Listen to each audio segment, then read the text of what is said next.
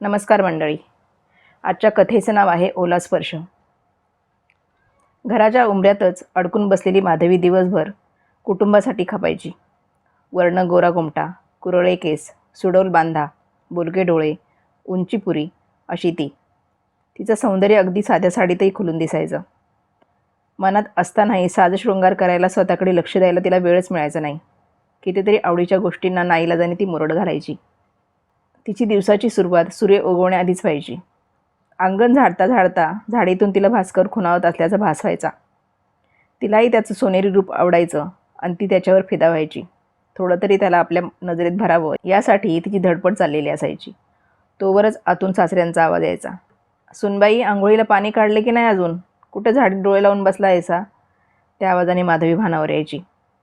आंघोळीचं पाणी न्हाणीत ठेवून घरात जाताना तिची नजर गोठ्यातल्या गाईकडे जायची. तिचं वासराला जवळ घेऊन चाटत असणारं फुटणारं वास्तल्य सडातून पाझरायचं. तो मायेचा पाझर तिला माहेरच्या वाटेवर घेऊन जायचा. धार पिळतानाचा येणारा चुळचुळ आवाज तिच्या मनात खोल एक विशिष्ट नाद निर्माण करायचा. तोवर सासूबाई काठी आपटत बाहेर यायच्या. चहा लवकर ठेवून स्वयंपाकाला लाग बरं. दिवस कुठं आलाय त्याकडं बघ. माधवला कामाला जायचं आहे. लेकरं उठायच्या आत भराभर उरकावीत होतील तेवढी कामं. ती काहीच न बोलता घरात जायची. चहा ठेवून स्वयंपाक करण्यात गुंतायची. लगेच मनीमाऊ तिच्या पायाशी लुडबुड करायची.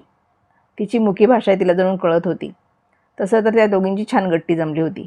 माऊच्या पुढे दूध ठेवतात डोळे झाकून मिटक्या मारत ती प्यायची. तिला ती निरखायची. मऊ कापसाचा गोळा ठेवल्यागत तिला वाटायचं. तिचं आतून गुरगुरणं खूप भावायचं. माधव तिला बाथरूममधूनच आवाज द्यायचा. माझे कपडे आणून देतेस का माधवी? तशी ती हातातलं काम सोडून धावत त्याच्याकडे जायची. कपडे हातात देताना त्याच्या डोळ्यात डोळे घालायची. तिला आपलं सगळं जगच त्याच्या डोळ्यात दिसायचं. तिची सगळी स्वप्न त्या डोहात सामावली असल्याचा भास तिला व्हायचा. नकळत होणारा त्याचा ओला स्पर्श तिच्या सर्वांगाला शहारून जायचा.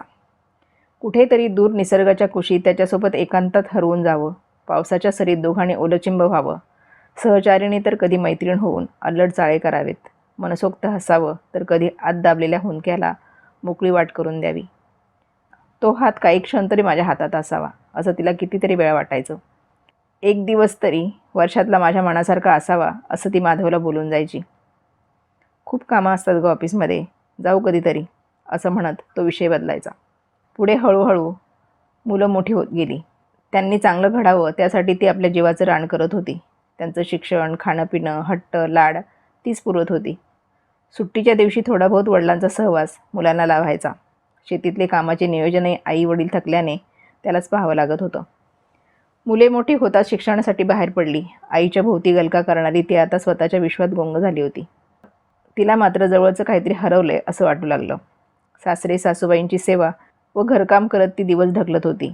अधूनमधून घरासमोर लावलेल्या फुलांच्या छोट्या बागेत ती चक्रा मारायची. तो फक्त तिच्या आवडीचा, आनंदाचा क्षण असायचा. पाना फुलांवरून मायेनं हात फिरवायची. वाऱ्याची मंद झुळूक अंगावर झेलत काहीतरी पुटपुटत राहायची. फुलांच्या पाकळ्या ओंजळीत घेऊन सुगंध खोल श्वासात भरायची. त्याच पाकळ्या आपल्या अंगावर टाकायची. सुकलेल्या तिच्या चेहऱ्यावर एक वेगळंच तेज झळकायचं. माधव सेवानिवृत्त झाला.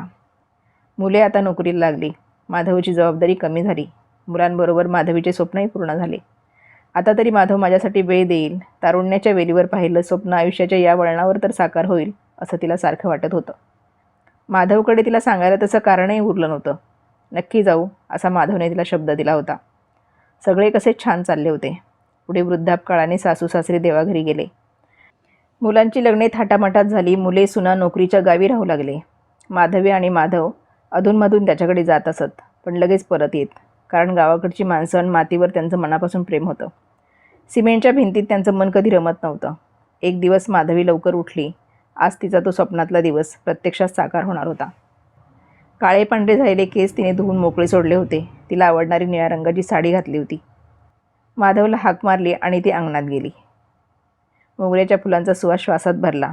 त्याचा गजरा करून ती आज केसात माळणार होती. अंगण झाडून सडा रांगोळी झाली तरी माधव अजून का उठला नाही म्हणून परत तिने हाक मारली. काहीच प्रतिसाद नव्हता.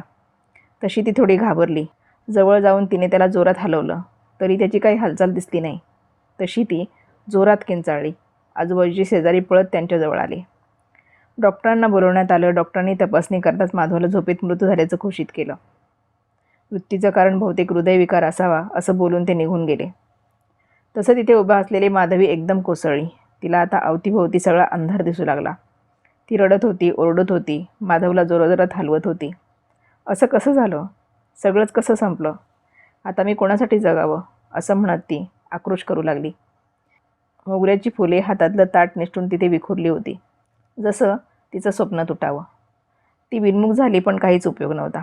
वास्तव तर स्वीकारावं लागणार होतं. मुलांना, नातेवाईकांना कळवण्यात आलं. हे असे माधवचं जाणं अनपेक्षित घडल्याने सर्वांसाठी हा मोठा धक्का होता. सर्व विधी उरकण्यात आले. मुलांना फार काळ गावाकडे राहणं जमणार नव्हतं. आईला एकटंच गावाकडे कसं ठेवायचं म्हणून त्यांनी तिला सोबत नेण्याचं ठरवलं. माधवी एकदम शून्यात हरवल्यासारखी झाली होती. तिच्या मनात नसतानाही ती मुलांसोबत शहरात गेली, पण तिचं मन गावाकडे धाव घेत होतं. माधवसोबतच्या अनेक आठवणी मनाला पोखरत होत्या. तिला अन्नपाणी गोड लागत नव्हतं. सुना मुलांनी तिला खूप समजावलं, पण तिच्यात काही फरकच पडत नव्हता. तिचे डोळे खोल खोल गेले होते. शरीर अगदीच कृश झालं होतं. दुपारची वेळ होती. आजूबाजूला शांतता होती. माधवी बाहेर हॉलमध्ये बेडवर पडून होती. त्या शांततेत एक सुरेल स्वर तिच्या कानी पडला. तिला काहीतरी गवसल्याचा भास झाला. तिने खिडकीतून खाली पाहिलं. इमारतीच्या खाली असणाऱ्या छोट्या बागेत बाकड्यावर एक आजी बसल्या होत्या. त्या गाणे गात होत्या. माधवीला त्यांना भेटावं असं वाटू लागलं. अंगात अवसान आणून हळूहळू ती खाली आली. साधारण 80च्या वयातल्या त्या असाव्यात. त्यांनी अंगावर फिक्कट गुलाबी रंगाची साडी घातली होती. पांढऱ्या शुभ्र केसांचा चापून चोपून आंबाडा बांधला होता. त्यावर खोचलेलं लाल रंगाचं फूल फारच शोभून दिसत होतं. चेहऱ्यावर सुरकुत्या होत्या, पण तेज होतं. गोऱ्या रंगावर लाल कलरची टिकली शोभून दिसत होती. माधवी त्यांच्या समोरच्या बाकड्यावर बसली आणि त्या आजीकडे एकटक नजर लावून पाहू लागली. आजी गाणे गाण्यात तल्लीन झाल्या होत्या. माधवी त्या गाण्यात हरवून गेली. विस्कटलेले केस, चुरगळलेला पदर ती कसा तरी सावरत होती. थोड्या वेळाने आजीने डोळे उघडले. तशी माधवी त्यांना पुढे दिसली. जणू तिने काहीच न बोलता तिच्या डोळ्यांवरून तिचं दुःख जाणलं होतं. माधवीला जवळ बोलवताच ती त्यांना बिलगून खूप रडली. आजीने तिच्या सर्वांगावर मायेनं हात फिरवला. तिला आपलं दुःख आता हलकं वाटू लागलं. मनातलं सगळं ती त्यांच्यापुढे ओकत राहिली. आजी ते शांत चित्ताने ऐकू लागल्या. आजीने तिला एक वाक्य सांगितलं. हा जन्म पुन्हा नाही. जी परिस्थिती आपल्या वाट्याला आली आहे ती स्वीकारून पुढे जा. स्वतःचं दुःख कधी मोठं करू नकोस. आयुष्यातील प्रत्येक क्षण भरभरून जग, जोपर्यंत शरीरात श्वास चालू आहे तोपर्यंत. माझा एक मुलगा अपघातात गेला. 2 वर्षापूर्वी पती गेले. मी आता घरात एकटीच राहते. कोणाचीही सोबत शेवटपर्यंत लाभेल असं होत नाही. मी वास्तव स्वीकारलं. स्वतःला वेगवेगळ्या छंदात गुंतवून घेतलं. दिवसाचा काही वेळ मी समाजसेवेत घालवते. महिला मंडळ, भजनी मंडळात मी सहभागी होते. एकमेकींशी संवाद साधला की दुःख हलकं होतं. वेदनेवर फुंकर घालता येते. सुखाचे क्षण अनुभवता येतात. तू टाकून दे तुझ्या मनातील मळभ. जग भरभरून. स्वतःचं दुःख स्वतःच हसरं करावं लागतं बाई. त्यासाठी दुसरं कोणी येत नाही. असं म्हणत आजी उठल्या. त्यांच्या आश्रमात जायची वेळ झाली होती. माधवी त्या उठल्या तरी तिथेच बसून राहिली. आज कित्येक दिवसांनी ती बाहेर मोकळी हवा अंगावर घेत होती. तिला आतून एक आवाज येत होता. उठ माधवी, उठ. स्वप्न अजून तसंच आहे. ती उठली. घरात जाऊन आरशासमोर उभी राहिली. स्वतःचं रूप पाहून तिलाच कसं तरी झालं. बसलेल्या गालफाडात आणि विस्कटलेल्या केसात ती बेसूर वाटत होती. एवढी तिची वाईट अवस्था झाली होती. तिने आज केस विंचरले, छान साडी नेसली, कपाळाला टिकली लावली. तिचं रूप त्या अवस्थेतही छान दिसू लागलं.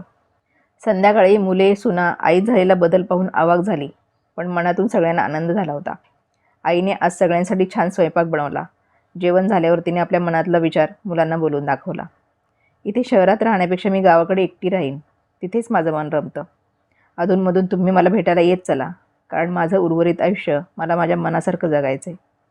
मुलांनीही आईच्या विचारांचं कौतुक केलं. ती गावाकडे आली. अंगणात तिला तिचा माधव वाट पाहत असल्याचा भास झाला, पण तिने स्वतःला सावरलं. घर अंगण साफ केलं. तुळशीला, फुलाझाडांना पाणी घातलं. सूर्य मावळतीला आला होता. तो सोन्याचा गोळा डोंगराआड जात होता. ती त्याचं हे रूप कितीतरी वेळ डोळ्यात साठवत होती. तिला उठवणारं आज कोणीच तिथे नव्हतं. चुलीवर केलेली भाकर तिनं चांदण्यांच्या प्रकाशात खाल्ली. तो चांदवा तिच्याशी गुज करत होता. हळूहळू तिने महिलांचे बचत गट सुरू केले. कुटुंबाला आर्थिक आधार देता देता त्या एकत्र येऊ लागल्या. अनेक विषयांवर चर्चा होऊ लागल्या. मनातलं सारं माधवीजवळ बोलू लागल्या. तीही त्यांच्या मायेचा आधार म्हणून गेली होती. आज अचानक आभाळात काळे ढग जमा झाले होते. मातीचा मृदुगंध पावसाची चाहुली होऊन गेला. पायरीवर बसून माधवी तो वास खोल श्वासात भरत होती. पावसाची रिमझिम सुरू झाली. त्या पावसात ती भिजत राहिली. तिने डोळे मिटून घेतले. तिचं अपूर्ण स्वप्न साकार होत होतं, पण तो जवळ नव्हता. तिने आपलाच हात सर्वांगावर फिरवला. त्या पांढऱ्या केसातून ओघळणाऱ्या थेंबात ती हरवून गेली. व्हॉट्सअप ग्रुपवर आलेला सुंदर लेख. लेखिका रंजना सानप, मायनी, सातारा.